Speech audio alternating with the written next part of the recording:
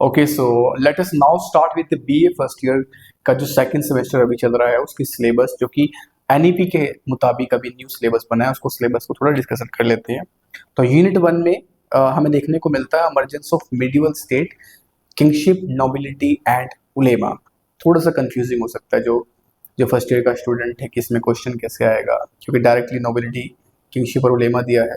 तो फिर emergence of medieval state की जब हम बात करते हैं तो उसमें दिल्ली सल्तनत भी थोड़ा बहुत दिया गया है, और फिर मुगल काल में भी। तो I know it might be confusing for you, but don't worry, I am here. हम इसको थोड़ा सा आसान शब्दों में करेंगे आपके लिए, डोंट वरी।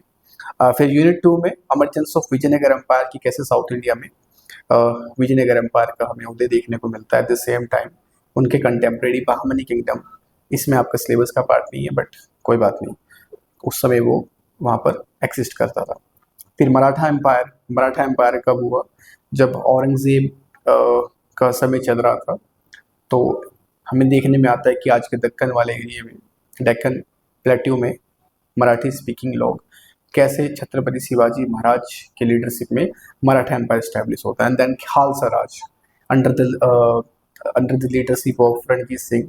बट उससे पहले हमें देखने को मिलता है कि इसमें दल खालसा के विषय में भी हमें बताया गया है। उससे पहले बंदा बहादुर जी के जो है कॉन्क्वेस्ट रही है, उनकी कॉन्ट्रीब्यूशन पर यहाँ पर चर्चा की गई है। एंड आफ्टर दैट यूनिट जो थर्ड है, इसमें arrival of the European trading with special reference to the British East India Company. And second topic is the Indian resistance 1857। यानी पहले जो यूनिट थर्ड में हमें पढ़ना है कि जो है arrival of European powers with special reference to East India Company, मतलब जो कि यूरोपियन पावर्स थी कैसे भारत में प्रवेश करती है। और सिलेबस में हमें एम्फेसाइज करना है ईस्ट इंडिया कंपनी पर। यहाँ पर हम पढ़ते हैं कि कैसे बैटल ऑफ प्लासी, बक्सर, उससे पहले कर्नाटिक वॉर्स हुई। ये हमें इसमें थोड़ा पढ़ना होता है।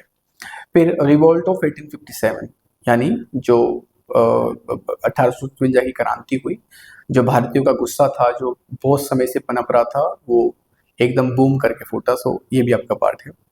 यूनिट 4 में फिर हम जब प्रवेश कर जाते हैं, that is in the 20th century basically.